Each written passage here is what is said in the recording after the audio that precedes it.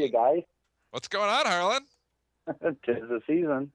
Tis the season. Tis the season to be booking your profits. Harlan, how you doing and what are you trading? Not doing too bad. Not doing too bad. Kind of looking forward to winter. And as far as trading, I'm kind of liking the issues that run up and, they get a little bit too frothy up there, and then you just kind of let them settle back down and pull back off their highs. And those are the names that you want to jump on. Procter and Gamble, you guys were just talking about it. Well, just look at it November. Did Draghi just say something? Did Draghi just say something? Because we just got a pop in the S&Ps here. I am not seeing any comments, but I will update everybody as they come in. Someone's saying something somewhere, but anyways. Yeah, look at it bounce around, huh? Actually, I did just get a comment in. Draghi expecting asset purchases, etc., to last for at least 2 years. Wow. What a call by me.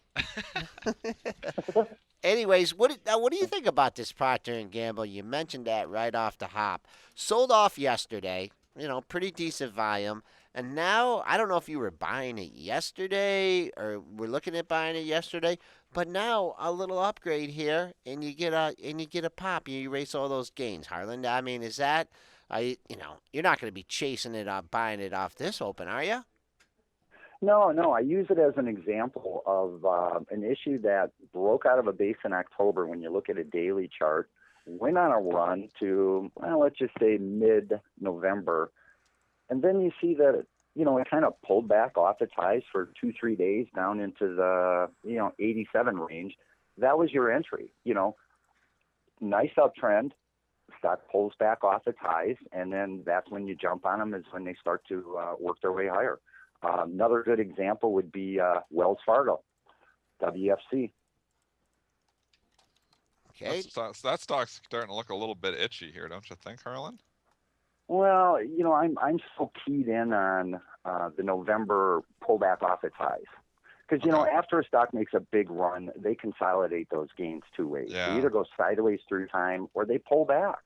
So if you look at Wells Fargo, you can see off the beginning of November, what did it do? Nice, orderly pullback off highs pattern. And that's what you're looking for. So, when I see stocks that have that type of pattern, you can even add DXCM. DXCM. David. Dexcom. David that looks itchy too. That could be gearing up. Actually, the last 2 days it's really been moving. Well, it has. The last 2 days it has been moving. But where was your low-risk entry point? I mean, when you see anytime they take these issues and they break them out, like they did at the beginning of November, they run up, and then guess what happens? They kind of, once the dust settles, they pull back off their highs, and that's when you want to start to look at them versus, look at the last 2 days. 2 nice days, and it's like you're a little late to the party compared to watching for that pullback off highs pattern. So that being said, punch in NetSuite, ticker symbol N. N? That's a good ticker symbol right there. Yeah, I never even heard of that Simple. one. What's this called? Well, we know NetSuite, yeah. Okay, wow. So you're liking this puppy here, right? Pull back off highs? I like NetSuite.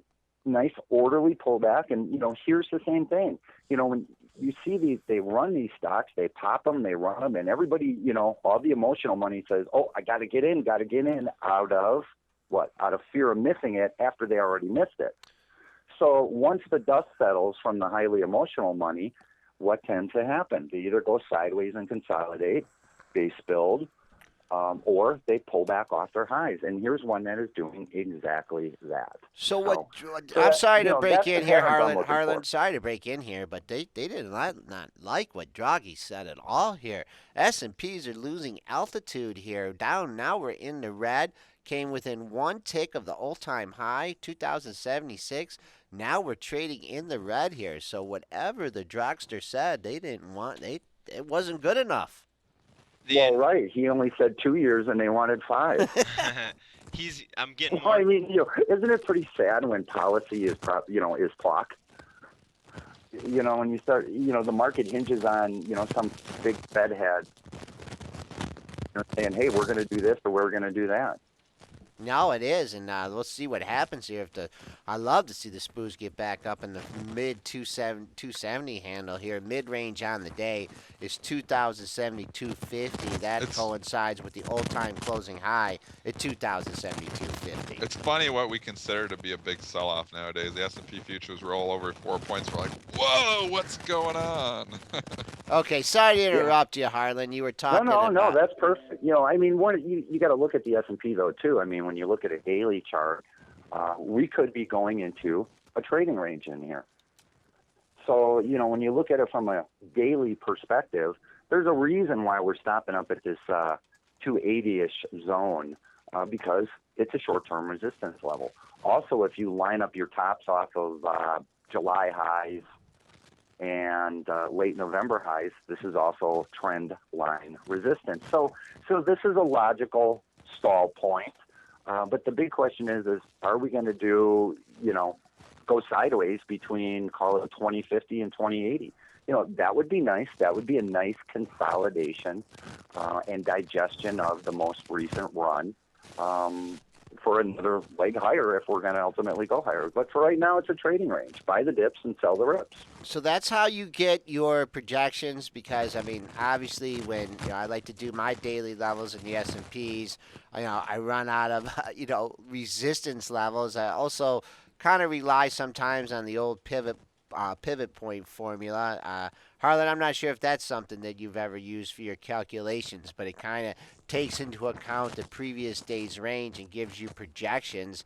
What's interesting is, we made a new high yesterday from Friday, but we only made it by 3 ticks and sold off smartly near the close. So 2,072.50, that was the old-time closing high. The former old-time closing high was 2,072.25. So that's going to be our level for the day in the S&P futures. Harlan, we're getting some stocks out of the chat here for you to take a look at. And let's go to Teva Pharmaceuticals, TEVA. Can you take a look at that for us? Yeah, I was looking at it the other day. Let's see. There you go. It makes a big run up and breaks out of a base at 55 at the end of October. And what does it do? It starts to digest those gains. So, here's an issue that was going sideways, and, now it's going sideways to pulling back mode. So I've got nothing bad to say about it. It falls right in line with what I was talking about with DXCM, Wells Fargo, and NetSuite. So there's nothing bad to say about this type of name. And if it does break to the downside, where's it going? There's good support at 55. The old resistance, once broken, tends to become new support. You also have the 50-day moving average right at 55. So, your risk is defined, if you're buying it right here in anticipation of it breaking out to the upside of this pullback off highs pattern, it's defined at $55.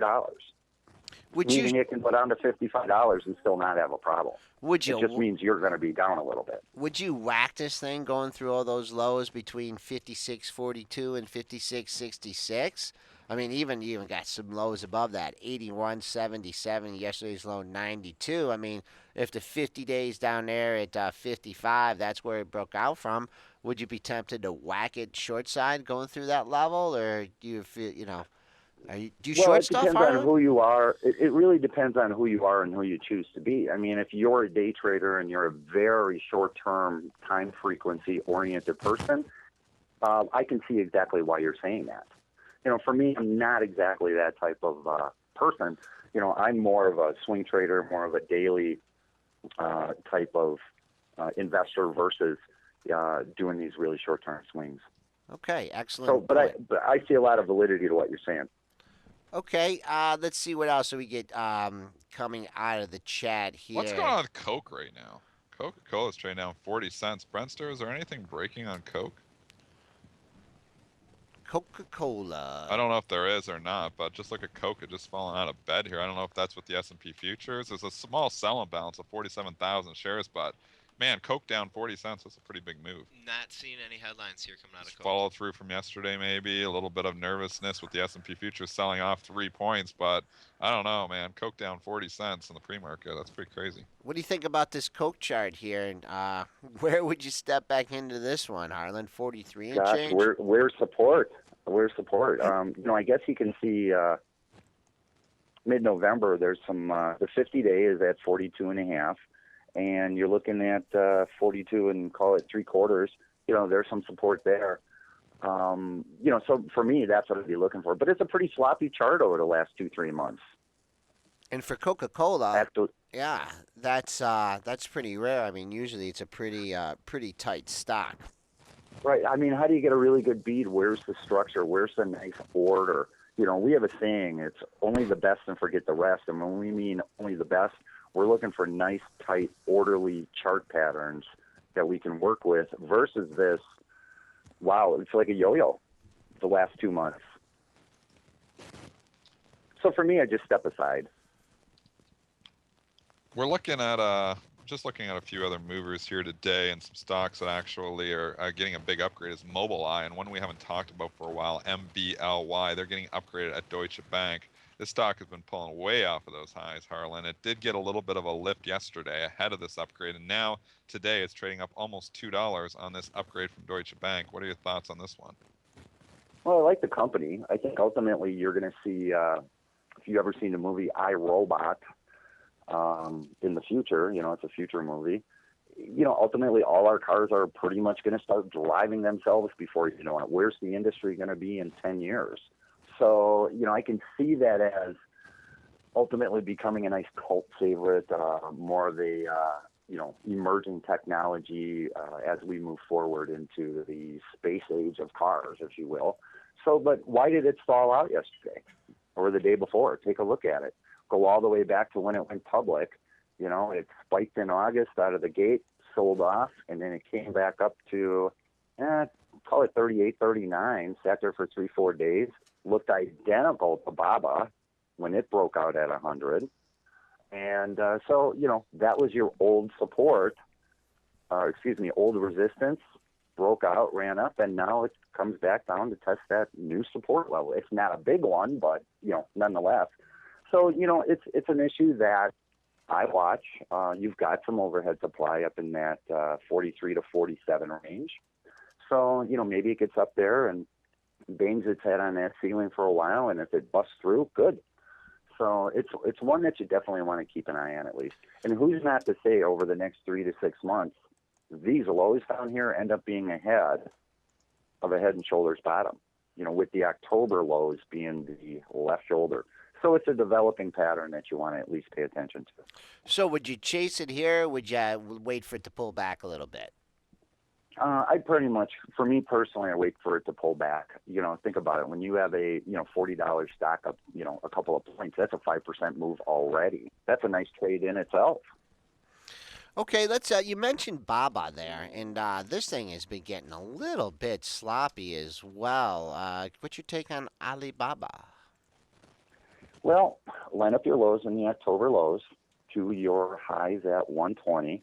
Draw your fib lines, and you're going to see right around 101 is your 50% Fibonacci retracement zone. So that's a support level. Draw a line across 100, and there's a support level. And guess what? Guess who just showed up? The 50-day moving average. Mm-hmm. You know what? I've been waiting for that. There's 3 pieces. Yeah, I've been waiting for that thing to pull back into that area. Maybe try and go a little bit longer term on it, but it just doesn't seem like it wants to get there. You did have support at 107 and change. You took that out, then you started to get excited. It goes down to 103.90. 2 days later, it's back at 111.68. So I just don't know if this is going to get back down to that area. How do you play it? It's you got to at least watch it. I mean, those are support zones that you want to be aware of. Is it going there? I don't know. But what I could tell you is just look at yesterday. Sure, it's kind of struggling. And, after such a big move, it put on 20% in 4 or 5 days when it broke out of 100. So you're going to digest some of those gains. There's, a lot of IPO holders that have some huge gains in this thing. So But look at the top of yesterday. Line up your tops off the 120. If you're wondering why it popped at the open yesterday and then stalled, well, draw your line. That's resistance. It's a trend line resistance, a downtrend line resistance. So you can also say A, B, C, D was yesterday's highs, and here comes E. So I'm going to watch a retest of the lows, sub 105, and then watch that 100, $101 zone to see if those are going to act as true supports. So that's what I'm watching. So I don't really have a problem with the issue. Pick your pot, pick your points, and if it comes down there, great. So I like it. I like it, but not here. Yeah, another interesting point on this Alibaba for our gap traders here. You gapped down a few days ago, and you had a gap from 111.11 down to 110.05. If you were playing for that gap to be filled, it got filled yesterday. It did go all the way up to 111.68, so it filled the gap. And when I see a level like that, 111.68, where I don't see a high or a significant low, the next thing I like to lean back is on the closes.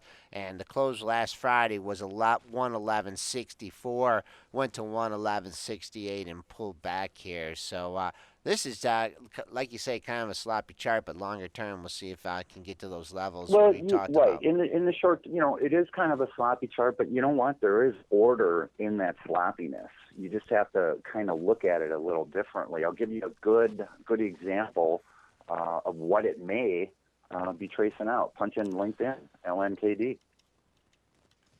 Been a long time since we looked at that one.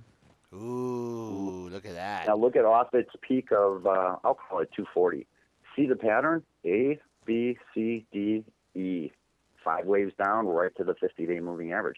Doesn't that whole piece from the spike at, call it 240, look very similar to what Baba is doing? Pretty much. Same thing with Baidu, B-I-D-U. Doing the same thing. BID. See, to me, when I look at this LinkedIn chart, there's just no way I could be buying it here because I'd be too worried about this gap being filled. I mean, I see the support developing, but just in my mind, I'm just be thinking, wait till this thing gets back to 200. Right, and that's the fear that you're going to have to deal with. One could say if it doesn't fill the gap, well, then it doesn't fill the gap. So right now, we know this is a support zone. Because of all the highs of, let's just call it September. So draw a line across to September, late September, after it fell out of bed. And so that's old resistance it broke out of in the form of earnings gap. And here it is coming back to test that and the 50-day. So now what do we want to do? We want to see if this zone stabilizes. If it stabilizes here, consolidates here, then you want to start to watch it. All right, Harlan, one more issue, and then we'll let you go. Get ready for the open here. Walmart. What a run in Walmart here. Now that ridiculous high, 88.08, I believe you hit on Friday. Now you're up basically 4 points off this high. Where do you re-enter this thing? Good point. It is extended. It's extremely extended still. Even with the last 3-4 days pulling back, off of that, what did you say, Black Friday spike? Yeah, Black Friday high, I believe. Walmart. That 3-point ridiculous run there on Black Friday where it went from 85 to 88 because, Walmart has good sales. I mean, it's Walmart. Yeah, well, got to sell your peanuts from the circuses. No, for sure. Right? That's a classic example. S&P's it really is. I mean, here. the stock just went vertical. How can you get a beat off of it? So I would need to see something stabilize here. Sure, it's pulling back off its highs, but it's still really extended. And for a name like, Walmart, I would just kind of let the dust settle before I'd be looking at doing anything. Maybe there's some support at this 84 zone, but, let's see it build out a pattern much like we talked about earlier in this conversation. Okay, Harlan. Those are the patterns you want to watch for. You don't need to chase the stuff. You just let these pull back off high patterns show up. Okay, Harlan Pyan, co-founder of All About Trends. He joins us every Wednesday or Thursday. We got messed up because of Thanksgiving. But Harlan, thanks for coming on. Good input.